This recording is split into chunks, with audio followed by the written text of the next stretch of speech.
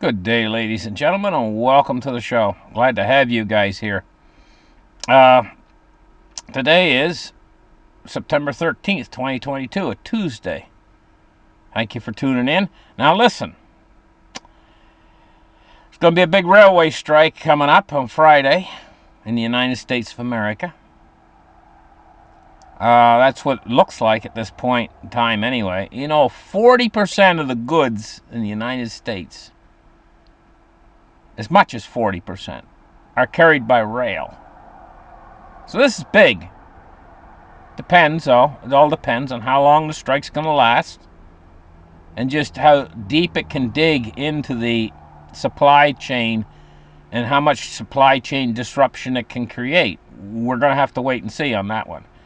Anyway, in other news, the war in Ukraine progresses onward, and the Ukrainian army is making large advancements. Now, this could be very dangerous as Russia gets pushed back. They could be kind of desperate. And I'm thinking to myself that, the obvious should be obvious why that would be dangerous. If the Russians don't throw in the towel, it's because Russia is a very powerful nuclear power. And so we have to keep our eye on that situation there in Ukraine, because there's nuclear power plants there in Ukraine as well. There's a huge nuclear reactor facility with 6 big reactor cores, which most of them have been shut down. But even a shut down reactor is very dangerous because they have to keep the cooling rods, the rods inside the reactor, cool.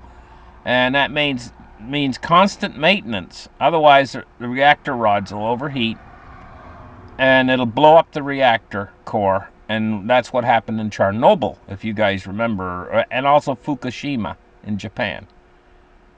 It causes a tremendous radiation spill if something like that were to happen. And of course, this is the worst scenario you can possibly get. Having 6 big nuclear reactors in a war zone like that is a terrible situation. So keeping our eye on that situation as well. Now, in the markets, get ready for it, guys. This is it. This is the big one. Why I'm saying that is because it's unrelenting on the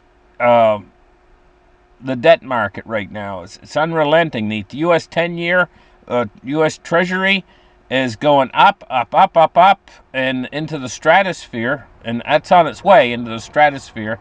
And the Fed is unrelenting. They're pushing this envelope, and they're not letting go. They're like a bulldog when he gets a hold of a carpet. I used to have a bulldog. An English bulldog I had, back years ago when I was a young fellow. Well, my grandmother had him, and it was called Trixie. That was the name of the dog. She was called Trixie. And I had a carpet inside the house. I used to roll the carpet up, and I was just a young guy back then. I don't know, maybe I was 17 or something. I can't remember how old I was, but she'd grab a hold of the carpet, and she'd go, grrr, and she'd grab it in her teeth, and she wasn't going to let it go of that carpet, that rolled up carpet. And I had it in the other hand, and I'd start trying to pull it away from her. No pulling it away from her. And she just loved to hang on to that thing and no letting go. She breathed through her nose. There's no letting go. Her grip on that carpet. It was just like, forget it. Well, that's the way with the Fed right now. They got that kind of a grip on the markets, and they're tight, being tight. And the only way they're going to let them loose, they're going to let loose, is if everything starts to fall to pieces. The whole system starts to fall to pieces, and then suddenly they'll be like, oh, Momo, what have we done? What have we done? And then they'll be more than accommodative, but it might be a little bit too late at that point in time, because we might be in the worst depression that we've ever seen in our lifetimes, worse than the 1930s, and we had better ways of coping back in the 1930s. People had more of a civic sense of duty back then. They would work. People in the 1930s would work even if they weren't going to get paid, because they'd do it for their fellow man and for their neighbor. Now there's no people have no care at all. They only want to work for one thing, money, and it has to be good money. We live in a society now where they feel privileged. They feel what's the word? They feel not. It's not privileged. They feel like they have it coming to them. Like, because we've been on a 40-year credit binge, and it's made everybody spoiled. It's spoiled everybody in the whole world. Is spoiled. They don't realize how good they had it back before the year 2000. But if you start taking it away from them, well, there's going to be trouble. Big trouble. And that's what's coming. Huge trouble. And this is going to be unrelenting. And this winter, looks like it's setting up for this winter, guys. This winter, it might be so bad we might not even have a Christmas this winter. It might be so bad. It looks like it's setting up for this winter. Real big trouble. First, a market collapse this fall. An utter, devastating 1929 style market collapse if the Fed doesn't relent. And I don't see them relenting until we get the market crash. Then they'll relent. That's what's going to make them relent. They're like Trixie when she had a hold of the carpet. They're not going to let go until we get a market crash. And then they're going to say, oh, what have we done? Yeah, you did it. You did it. The Fed, you did it. After it's over and we have our crash, you did it. You put the economy into this state. We were ticking along real good, and then you decided, oh, we got to fight inflation. Well, they're not going to be able to kill the inflation either. They might knock it down by half or something before the markets are just nothing but burning cinders left from a market crash like we've never seen before. And then they have to come back in and inflate. They've only cut the inflation in half. Then as soon as they come back in, watch the inflation roar back to life like we've never seen inflation before. As soon as they become accommodative. Of course, the markets will rebound on this. And if you can find that bottom, but it's going to be pretty far down there, guys. Because once the market breaks below certain levels of support, there's nothing but hot air down there because of this credit binge we had for 40 years. There's nothing but hot air to support the market. Warm, moist air. And the market's going to go, ah!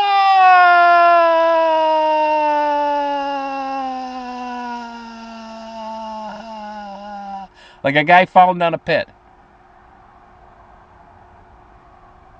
Until the Fed stops it.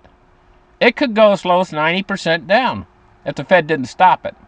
I figure they're going to have to stop it, be forced to stop it, because when they cross the 40% down mark, boom, the credit markets are going to freeze up.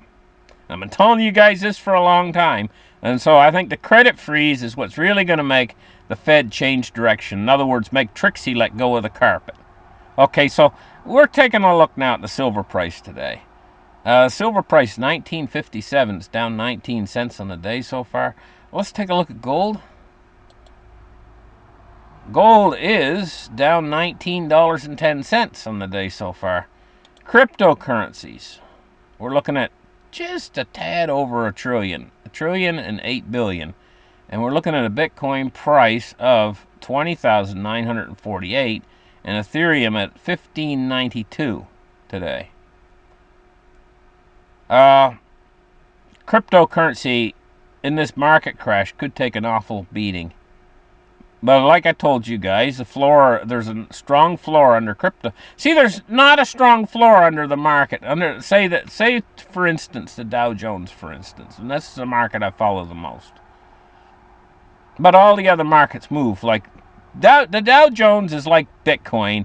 And how all the cryptos move with Bitcoin. When Bitcoin falls, all the other cryptos fall. Well, the Dow Jones is like the equivalent of Bitcoin in the crypto markets. The Dow Jones is the big one. And they all move down in coordination, But there's no bottom there for it. there's no floor. The floor is down there so low.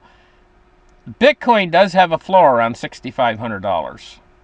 And gold and silver, guess what? Silver and gold have a floor that's much higher, in fact, close to the spot price. The floor is the mining cost of production for Bitcoin, for gold and silver. And so they're one of your safest places to go if you're going to get outside the dollar and retain your... See, the big winners in all of this, and this crisis that's coming, is not if you're going to make money. See, people are in the mentality, got to make money, got to make profits, got to make money, make my money grow. In this kind of a crisis that we're having right now, the winner is a guy who's able to retain his money through it. Not so much grow their money, but even retain your money, retain your wealth. And this is the insurance that precious metals offer you, is this insurance. Okay, so let's take a look at the Dow today. And it's down 880 points as we speak. 867 points down. This is not unexpected by me. And in fact, the conditions that are coming into, I've called, if nothing changes, I mean, if the Fed doesn't say, okay, we're going back to being accommodative again, if nothing changes, if they stay bearish like they are right now, if they stay ultra uber tight like they are right now, the Fed, I'm calling for a crash in October. The big main part of the crash in October. You know? And I'm sticking by that and until I see otherwise, because they're going to do a cut, 75 basis points, and probably another one in October. That's 1.5% heaped on what they've already done. And where is the debt market going to be by then? Where's the 10-year going to be by then? 4%? Could you get better conditions for the markets to roll over than that? Seriously, guys. Okay, let's take a look now at crude oil. 86.70. It's down $1.08 on the day so far. Move index 123.07. So we're not going to pay too much attention to the move index today. I almost think that at this point, with the move index staying pat like it is around 123, it's almost like a flawed indicator. But it could shoot up suddenly. You know? Hanky-panky behind the scenes with this move index, the way it's responding. Let's take a look at bonds and rates, and we're seeing rising yields today. We're looking at a 10-year at 3.42. Oh my goodness, it's getting up high. And a U.S. 30-year at 3.54. They're going to bust the housing market wide open if they continue on with this stuff too. And that's another thing that's going to make them turn and change directions. Okay. Well, the Chinese real estate market's already popping. It'll pop here too. Dollar index 109.57. And it's strong and it's riding higher today. We see her going up.